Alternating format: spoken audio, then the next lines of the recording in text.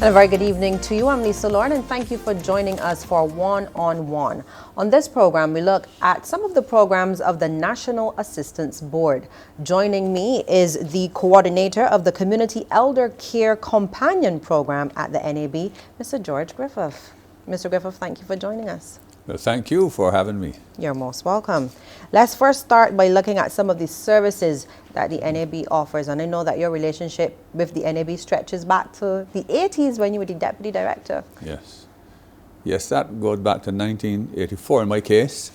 But the NAB is now more than 40 years old. And when I was there as assistant director, I went into the organization really to work specifically with the home health program. In those days, it was necessary to decentralize the program to ensure that rural Barbados benefited from the service. In those days as well, it was a question of recognizing that getting from one house to another, because as you know, the home helpers, as they were called in those days, had to go to several houses, and they relied on the buses. Some people walk. And in order to get efficiency and higher levels of productivity, it was necessary to restructure the program so that the assignments followed designated bus routes, so that you could get onto a bus and get off and get on again to ensure that you could reach the clients that you were supposed to reach in those days. In those days as well, there were many more services. We had, for instance, the housing welfare program. Persons who were poverty-stricken and in need of housing upgrade. The housing welfare program was attached to the National Assistance Board. So once the referrals came in, the officers went out and they did the assessments. Then it was recommended that person A or person B needed either to have a house repaired or in some cases a new house. So the housing welfare program, because it was part of the National Assistance Board, it permitted a speedier availability of services to the people who really needed the services. That housing welfare program also addressed the area of ramps for persons who were older, people who were confined to wheelchairs or may have had an amputation or suffered the debilitating effects of arthritis. Those persons had ramps built so that they could access their houses and get out into the community. It also addressed something that is still plaguing Barbados, maybe not to the same extent, but still it is an unfortunate situation where seniors are still living in houses without any waterborne systems. And up until recently, I came across a situation where a person had to literally crawl out of the house, down the step, into the yard to make use of toilet facilities. And of course the government is committed to eradicating all pit toilets from Barbados, but it has taken some time. And sometimes they exist and people don't know. Or you eradicate it in one community and then for one reason or another, one might pop up someplace else. So that was the housing welfare program. Then it was the assistance in care program. The assistance in care program provided a number of household implements like the pots and the pans and the stoves and sometimes a bed or a mattress, something that we take for granted, but a number of persons still did not have those facilities. So the assistance in kind program addressed that issue. And we still have today the Clyde Gollop Center, a shelter for men, and that is in Hinesbury Road, the old Hinesbury School. And if you pass there now and you see that, you'll be impressed. It is brightly painted. I had the experience of seeing one of the persons who used the center doing the painting and so on. This is under the direction of Mr. James Cummings, a very senior social worker who is involved in that program. So basically that is what happened in those days, and now you still have the home health service, still soldiering on, and quite a number of Barbadians, hundreds of Barbadians, elderly persons and so on, make use of the home help service, where persons can go into the homes. And like it was in the beginning, you assisted people with some cooking and some scrubbing and some washing and grooming and those kind of things. People are still doing that. And if you had the opportunity to visit some of those elderly persons or disabled persons in the community, they would tell you that had it not been for that home help service, they do not know what life would be like for them. And sometimes as a society, we take these services for granted, but for persons for whom the service means almost everything, their only means of survival sometimes. So that statutory corporation is still alive and well, and it is still bringing a much needed service to the public of Barbados. You mentioned that hundreds of people benefit from the home help Yeah. program, for instance. How many hundreds are we talking about? But I think the home help service now would care to almost 1,000 persons. Okay. Yeah, still in Barbados. And what's the criteria like? What is the criteria in terms of people being eligible for the home help Okay. assistance? Sometimes individuals can call the National Assistance Board and indicate that they would need the service. Sometimes social workers or persons from the welfare department might call and make a referral. Sometimes the Queen Elizabeth Hospital might do it. Doctors might do it. Or any person in the society, maybe a pastor or preacher or schoolmaster, anybody who is aware that there is an old lady or an old man someplace who is still struggling to maintain independence and still trying, but sometimes the things that we could do when we were younger and more mobile becomes very challenging. Sometimes it is a case where the house might be a bit bigger than the person can cope with. Sometimes it's the case where the structure is not properly maintained, and then it becomes a danger. But when the home helpers go in and they recognize that these situations exist, then they can make a referral through the social workers, of course, to bring about some relief to those persons. And is the NAB meeting that demand for the services? It is meeting that demand. I should mention as well that parliamentary representatives refer persons as well. So any member of the public can refer a person, and then it would be the responsibility of the social workers or the supervisors or team leaders, as they're called, to go out and conduct that visit, have a conversation with the person or the person's next of kin to ensure that the person is aware of the range of the services to be offered and that they are willing to accept the service.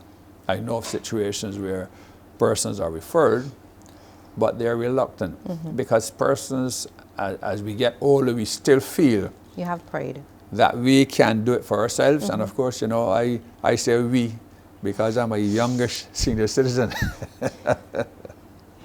Now, you do have a new program that you're responsible for. You recently rolled out the Community Elder Care Companion Program. Yes. Tell me what this program is. All right, this program is complementary to the home help service. Traditionally, we've had the home help service, and they're focused on those bigger things, so to speak. The Community Elder Care Companion Program, elders are categorized. There are three main categories. The first is that the person must be living alone and in need of this level of assistance. The second is that the person can be living alone, the person can be living in a household with other persons, but that person is left alone for the greater part of the day. Right. Because persons go out to work, as the case may be, and the person is still there. And thirdly, it can be a person who is considered vulnerable. This could be a younger person who may have suffered, may have experienced an accident, and therefore that affected mobility. It could be a person with an amputation, a person who suffered a stroke, or any of those combination of very disadvantageous situations that could arise.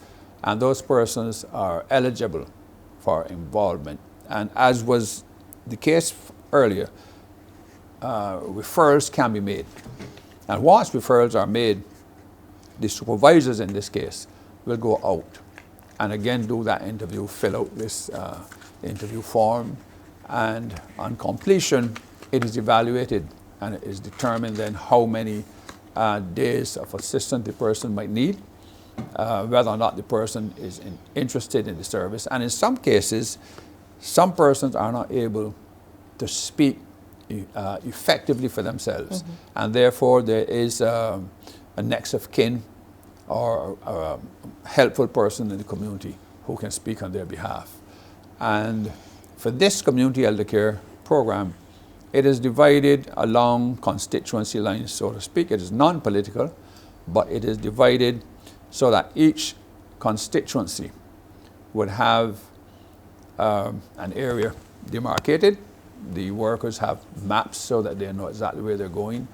There are 15 supervisors, so that each supervisor will supervise 2 constituencies, and the persons are assigned and they will go out. Now, they deal with issues like addressing isolation and loneliness. You'll be amazed how many people in Barbados are lonely and isolated, and sometimes depressed, and feel that there's no one there for them, even when they're living in a household with other persons who are out to work for a whole day. And a person might be there from 7:30 or 8 in the morning until 5 or 6 in the evening. I'm talking about persons with mobility challenges, a person who cannot quite get around. A person might be in a wheelchair, might have to use a walker, might have to use a cane, might be on crutches. A person might have had an amputation or double amputations, and therefore simple things like getting up and going to the refrigerator or the tap for a glass of water, or making their way to the bathroom, or to have a meal prepared. That is a mighty challenge. And there's some persons who would remain there all day without the ability to get to the bathroom, without that glass of water or that cup of tea. This program is there for them. And the social stimulation activities involve sometimes casual conversation. We know, given my experience in medical and psychiatric social work, how difficult it is for a person to be at home for a whole day and no one to exchange words with. And therefore, the companions engage them in conversation, assist them with reading, assist them with grooming, and as well as the preparation of what we call a light meal or snack. We're not talking about cooking cocoa and red herring and those kind of things, but somebody who can prepare a sandwich and so on, as well as a cup of tea. Some persons might be interested in playing some card games, and that is very helpful too. I've encountered some seniors who, when you first saw them, they were literally crumpled up in a corner, and now they're at the windows looking out to see when the companions are coming to be with them. So this program addresses that. We have been finding as well a number of situations which require referrals to other agencies. And of course, the National Assistance Board has a team of social workers, and referrals are made, and they conduct visits and sometimes address issues that the companion program cannot address directly. And then with respect to the issue of elder abuse, we have Mr. James Cummins, who is an expert in that area. He is very highly trained and highly knowledgeable and skilled in that area, and he is able to make an intervention to find out exactly what is happening with this person. As you know, persons who are abused are not always willing to come forward and say it, but a neighbor can observe or suspect that this is happening, or it can be the doctor, it can be the nurse at the polyclinic, it can be anybody. And you might not know for sure, but you can say, Miss or Mr. So-and-so down the road, I suspect that something is happening. I want to come back to the elder abuse aspect a little later, but just to focus a little more on this companion program, Yes. what's the biggest differentiation between this program and the home help program? All right. The biggest differentiation, I would say, is that whereas the home help service is engaged in the cooking and the washing and the scrubbing and the administering of a bath and so on, the companion program address a different level of need, largely the loneliness and the isolation and the social stimulation. I must say that the home help service can address some of that. They don't have the time because sometimes they have to go to 3 or 4 persons in any one day. And therefore, if you are going to be house cleaning and cooking and washing, you do not have the time to sit quietly with the elderly person and engage them in conversation. And as you can suspect, sometimes we tend to dwell on things in the distant past because our long-term memory is still so sharp. And seniors need people to sit with them at a leisurely pace, and they do not like you to be rushing them. In other words, if they're going to be making a sentence, they expect you to listen. They don't want you to finish the sentence for them and so on. So basically that is the difference. And I like to say to the companions, as I've said to some of the home help administration, that it is a complete service, really. And we're in this together. So you have situations where the companions are aware of situations where elders need the home help service more so than they need the companion program. And similarly, persons who are receiving the home help service, I dare say that there can be situations where a person is sufficiently better able to cope with themselves and therefore might need not necessarily the hardcore work that the home helpers are doing, but that the companion program can do. So I like to see it as a backward and forward level of referrals, where it is a team approach and it is all an effort by the government and people of Barbados to ensure that we do all in our power to create the best possible quality of life for not only seniors, but others who are not seniors, but who are vulnerable and in need of that service. It seems like a lot of work for just 15 supervisors. You said each one would have 2 constituencies. Yes. That seems like a lot of work. It is a lot of work, and each supervisor will have 15 persons in each constituency. So on average, you have about 30 persons. And persons are assigned, and that supervisor must traverse those 2 constituencies. Some would have cars, and some travel with bus, and some travel on foot, in order to ensure that the companions, one, arrive at time. It is a 9 to 5 program, arrive on time, and that they're doing what they're supposed to do.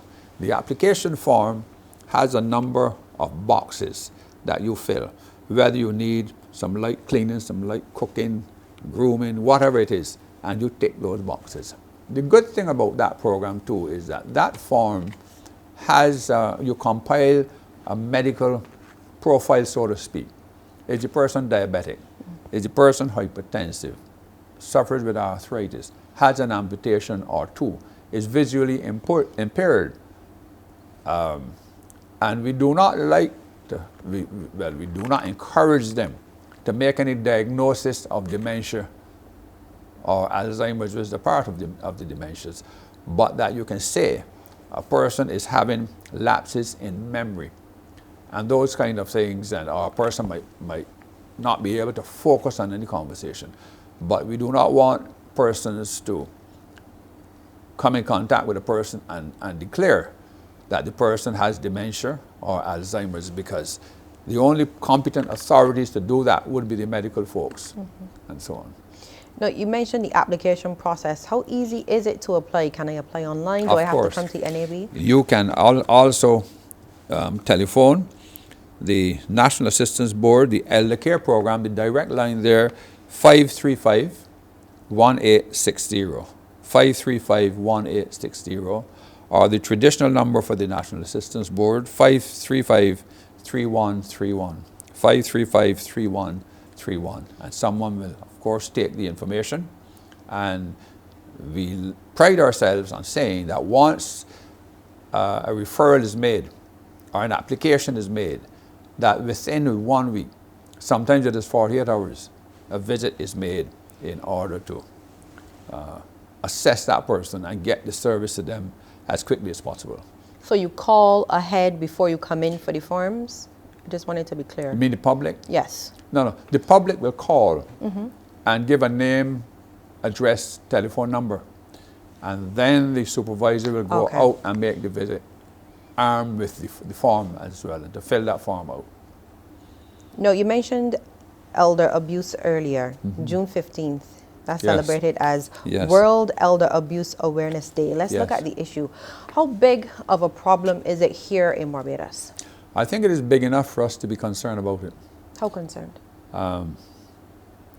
The problem is that you will never know for sure if a person is being abused, and there are many categories of abuse. It can be physical abuse, it can be sexual abuse, we talk now about financial abuse, it can be emotional abuse. And you would never know for sure how many people are abused, because the persons who might be doing the abusing might not even be aware that they're abusing the person. For instance, let's deal with one that is not so easy to spot, but which is fairly prevalent. I hear people say, once a man and twice a child. I hate to hear it. I hate to hear it because if you have the attitude that you are once a man and now you're a child, it suggests to me that the assumption is that this person now must be treated as if that person is a child. Seniors don't like it. Now, and therefore, some family members might take decisions that directly affect this person without even consulting them. We know of, and this is not a majority of cases, but we know that there are some situations where a senior, an elderly person is said, oh, we're going for a drive, or we're going to visit this place and the next place. And next thing you know, they turn up at a nursing home with them.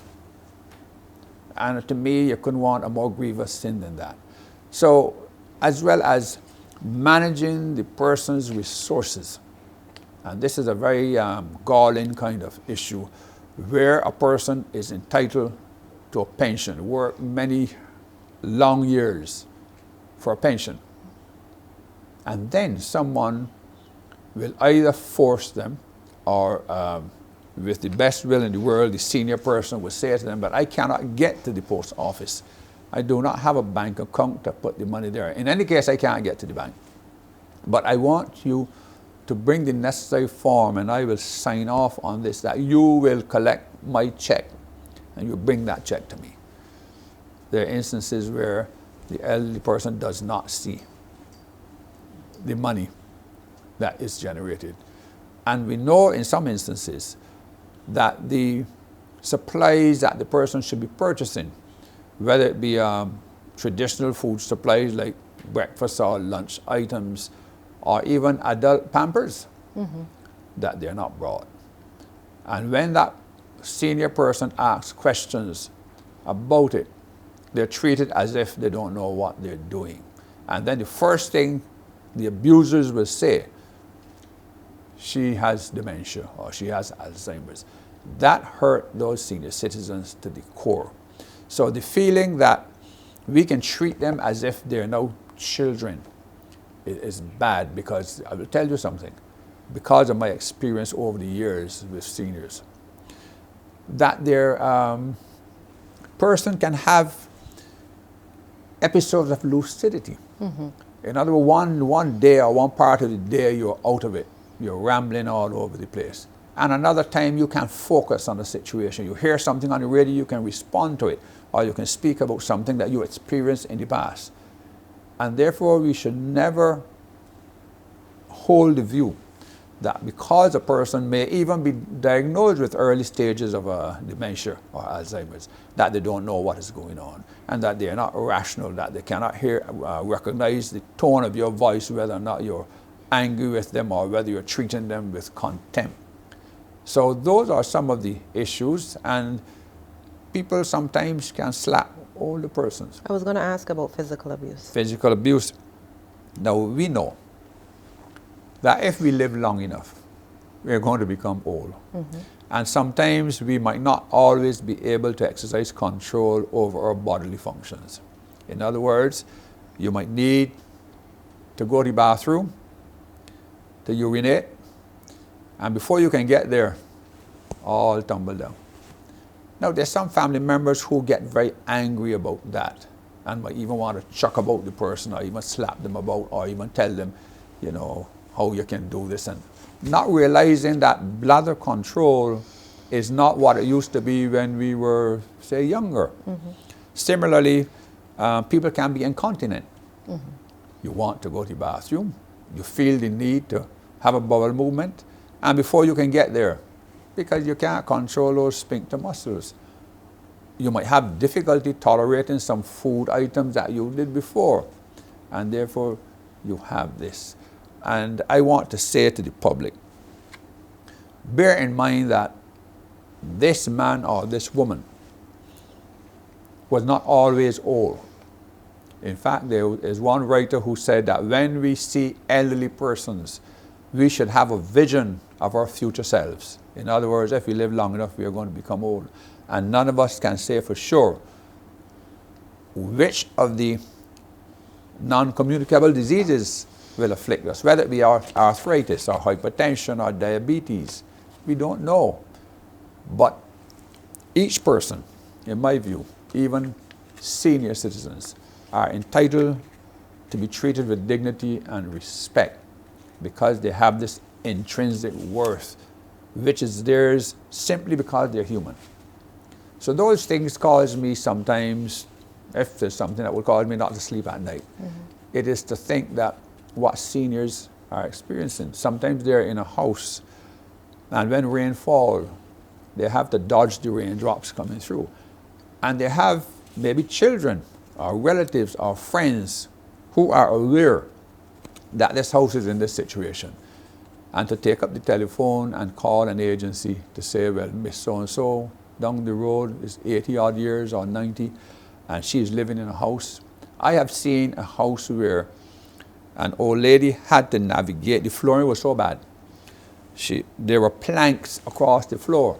And she was saying, well, you got to walk on this, don't step there, don't step there. No senior citizen in Barbados should be experiencing that.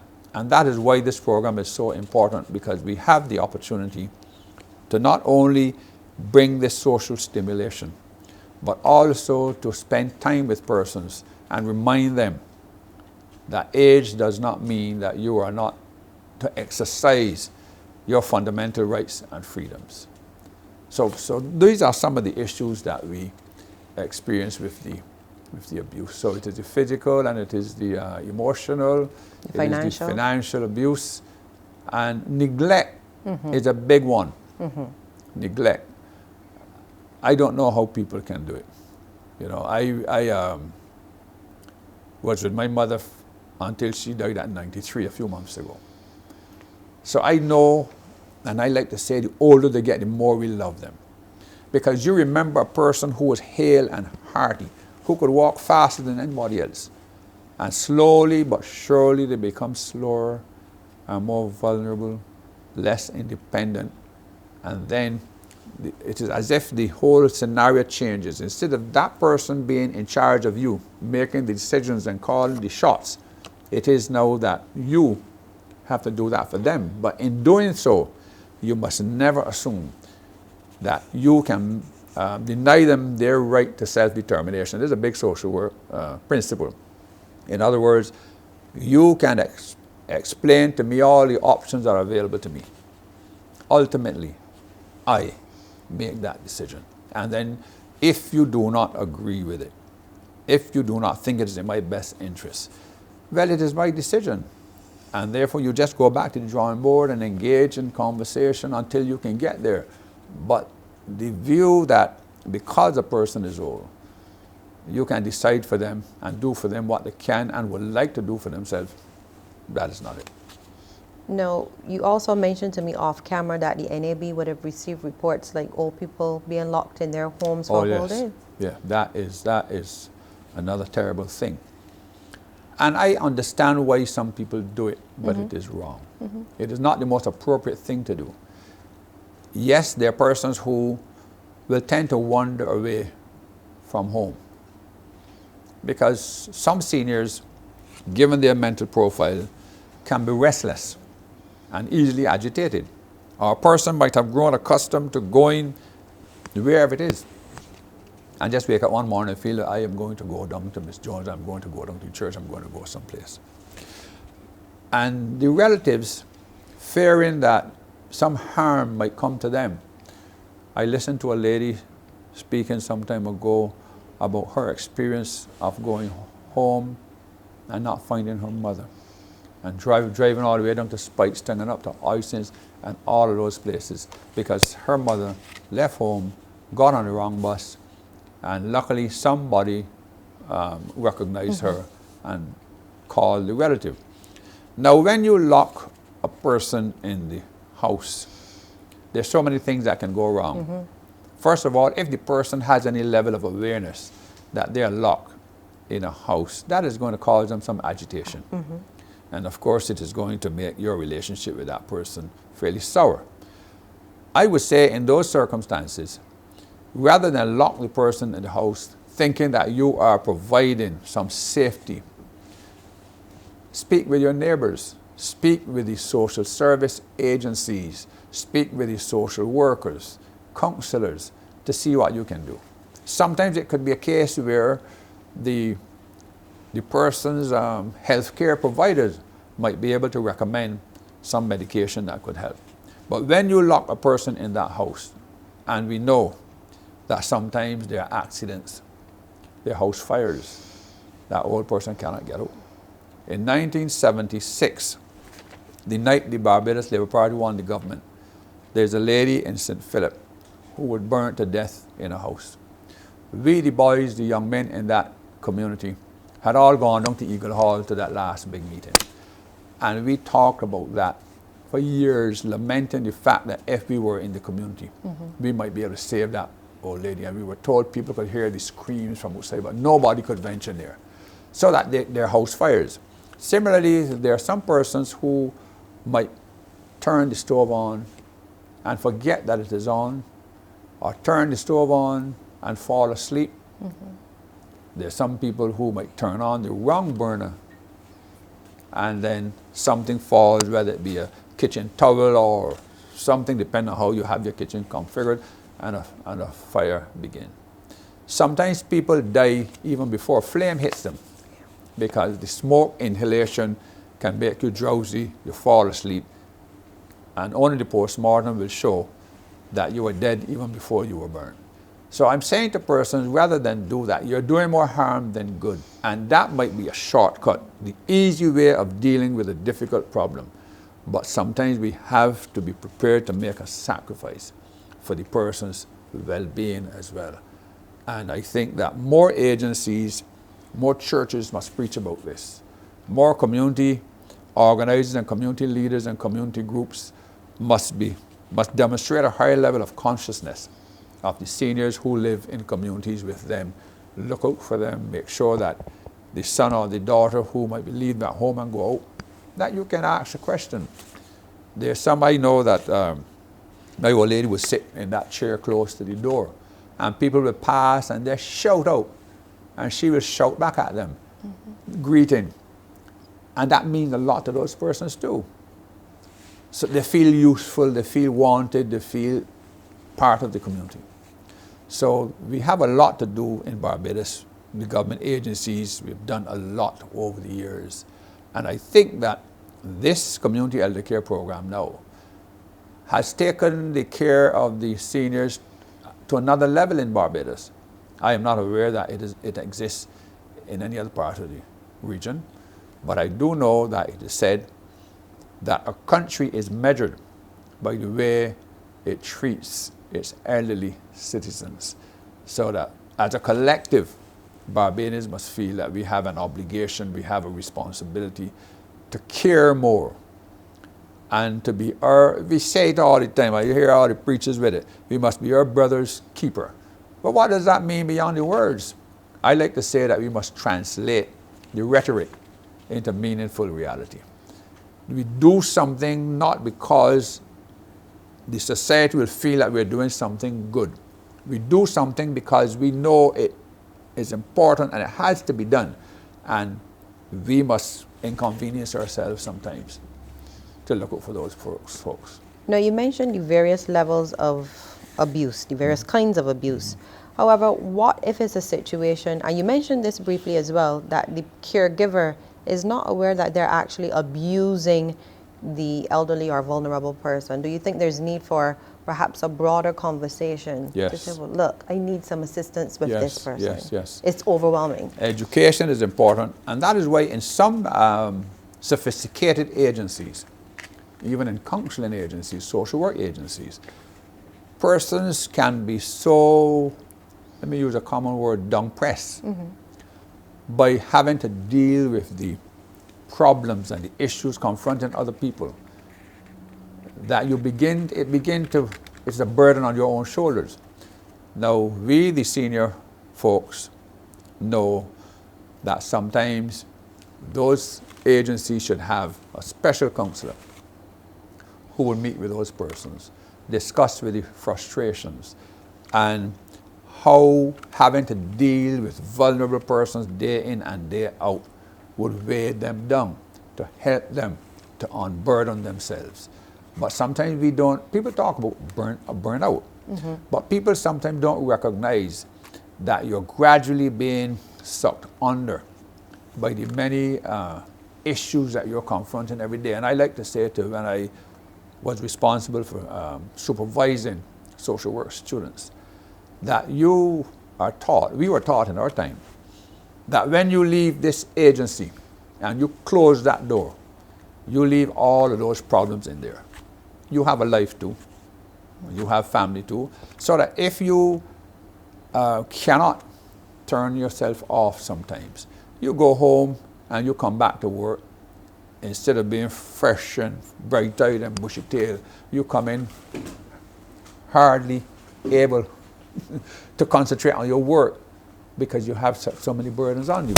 So we have to help caregivers to understand that not being able to cope beyond a certain level does not mean that you are not a good caregiver. It simply means that, like all human beings, you have strengths and you have weaknesses. You have limitations. And we should not be afraid to say, well, you know, I've been dealing with this situation and I don't think I'm making the progress I should. I feel really sometimes despondent, demoralized, and there should be someone for you to speak to. Right. So my recommendation would be that every social service agency, every counseling agency, even in nursing profession, that there is some place in that organization where you could go and sit, maybe over a cup of tea or coffee or something like that, and say, well, you know, I've been dealing with this and I have this number of caseload and I don't think that I'm making the progress that I should. What can I do? And sometimes that conversation can help. Sometimes a person might need a couple of days off. And that is why other agencies and other places, when persons work in this type of situation, they're given some time off. They're given, and incentives don't necessarily have to be money or material gifts, but it can be some recognition. We know that you are doing a difficult job. We know you're doing the best that you can, and we appreciate that. Sometimes that means the world to people, but sometimes people are trudging along for years and years and years, and nobody says to them, you know, I appreciate what you're doing. You're doing something good, not only for Miss A or Miss B, but for Barbados. Staying with the issue of abuse, how closely does the NAB work with the police, for instance? In fact, I think, well, close enough. And I think we're having a meeting coming up in a day or two to sharpen the relationship, because sometimes the persons who are doing the abusing will do everything possible to discourage you from bringing the service to the person.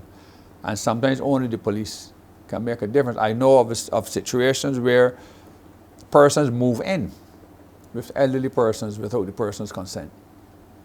Yes, and those persons are so intimidated and so fearful that they cower in silence. And sometimes only the law can make a difference. The point, though, if the law enforcement agencies are called in, they too have to be sensitive to the situation, because the fact that you call the police in does not necessarily allay the fears of the person, because the police can't be there 24/7. Yeah. And I feel, therefore, when that happened, protection orders would have to be given, and an arrest warrant would have to be attached to the protection order. In other words, if you set foot within 100 yards of these people's house, you're arrested. And we need to become more sophisticated. I know I've mentioned more developed countries, but look how many instances where a caregiver was left with children or a senior citizen, and the relatives had reason to put up a camera. And lo and behold, look what they found. That people were beaten from pillar to post in the communities. Children were thrown about like rag dolls and so on. In fact, there was a case in Canada some years ago involving a Bajan caregiver who was tossing about a child like a rag doll. So that we have to be mindful that if we have seniors and we have caregivers, there's nothing wrong with going the extra mile, spending the extra $1 or $2 to set up a surveillance system so that you can know for sure. And in all fairness to caregivers, I would say that sometimes, depending on the mental state of the senior, a person can say that something was done which was not done. So you have to, both sides of the coin you have to explore. It could be sometimes that a person experienced something many years ago, and there's some level of regression or some level of projection. And a person will relive that situation and might speak about it today, 30 or 40 years into the future, when in actual fact it is something that would have happened in 1960 or 1970. So it is not an easy task, and those of us who are trained in the area know only too well that you cannot rush to judgment. You have to get as accurate a profile as possible, and the conversation can help, because you can have a conversation for 5, 10 or 15 minutes, but you won't get any information that's reliable. You need to have the patience and the understanding and the skill to get to the meat of the matter, because we talk sometimes about the presenting problem, what a person tells you is the situation. But you know that's not the real problem. The real problem could be layers and layers. In fact, Dr. Bannister of blessed memory, Pat Bannister, used to say that getting to the core of a problem sometimes is like an onion. You peel off layers and layers and layers until you really get to what the issue is. So this business really of caring for the elderly is not for the faint-hearted. It is not necessarily for people who want to make a quick buck, but it is for people who genuinely care and who are trained to observe and to make interventions that matter. For instance, I like to say to them as well in the training, do not contradict, do not argue. You make a bad situation worse. So all of these are little tips and little approaches that can help. But all I would say is that I'm happy that the government of Barbados has seen fit to introduce this program. It is aimed at improving the quality of life of our citizens, our seniors. And when we look at what the sacrifices our seniors would have made, a lot of the people in their 80s and high 70s and 90s, these are people who really came up and did not have the opportunity of the education we have today. And there are people who work from morning till night because they had children. And they knew that they were receiving wages that were not adequate, but because they had children to support and they had children to educate. These are seniors who sometimes, with ill health, continue rain falling, sun shining, and they're out there working to put us where we are. And I really feel strongly that some of us do not appreciate those sacrifices. Maybe we don't talk about them enough. But programs like this, hopefully, can cause people to reflect on the fact that this little old lady you see here in this corner, or at this window sitting down and looking out, or this man you see, these were not always vulnerable. They were not always dependent. They were once vibrant, well-rounded Barbadian citizens who made the contribution. And in the evening of their days, they deserve to be treated with honor and respect.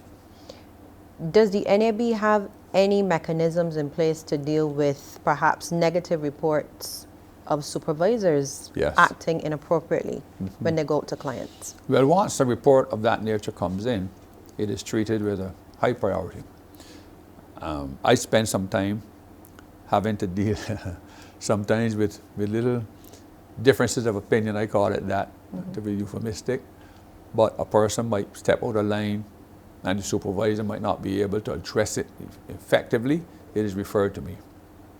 And very often Mr. Cummins is in on that meeting. And we will hear both sides and sort the matter out. And I can tell you that we have in excess of 500 elders out there in the community receiving care, and about 320 companions. We project that by the end of the year we should have about 800 or 900. But I can tell you that any companion who ill-treat any of the elders or vulnerable persons, that is not going to be tolerated. You know, and yes, the laws of natural justice say that you must hear both sides and so on, you must do that. And that's why we stress documentation. Because any person who ill-treat the elderly will be severely dealt with, including giving them marching orders or involving the police.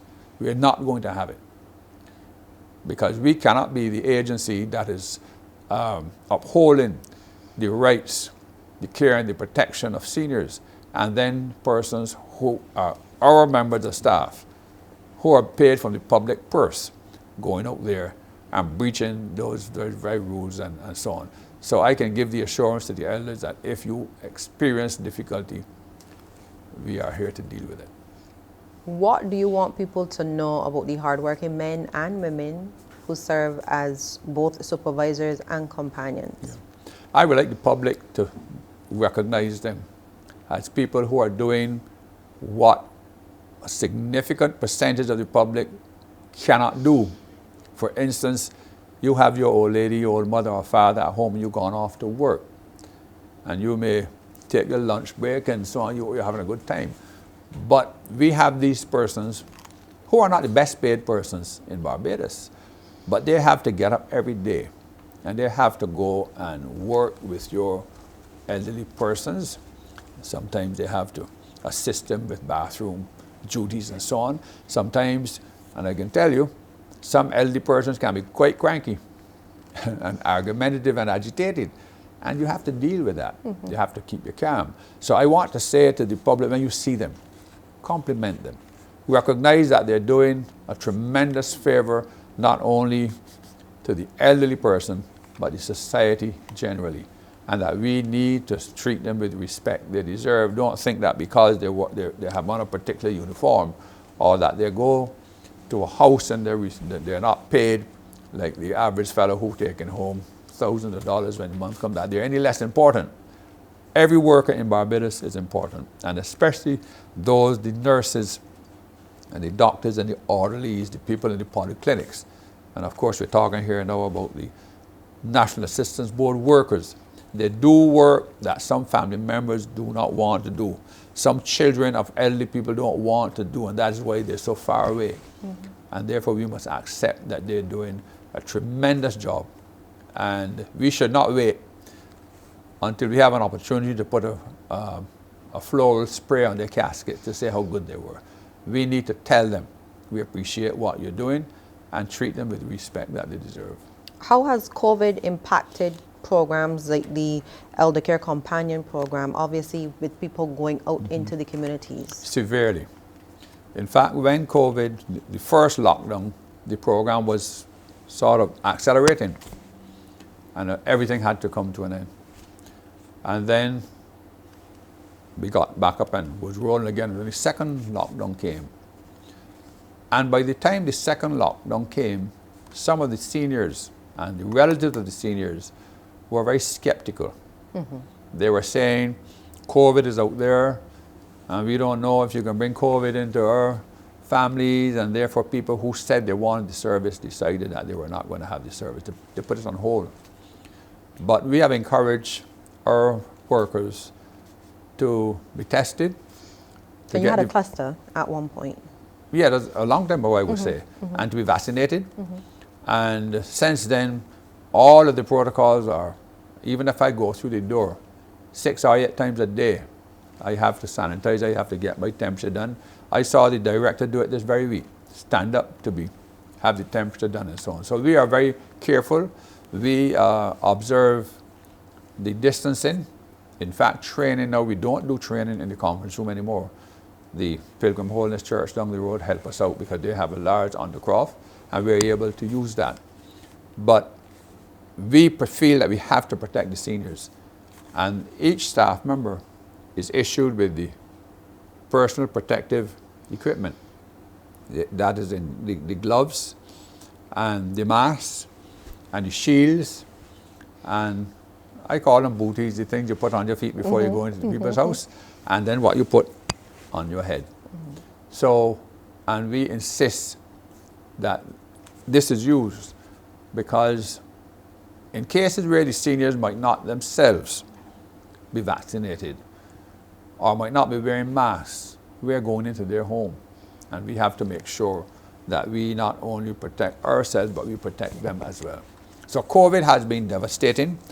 Thankfully, we are seeing the numbers continuing to trend in the right direction.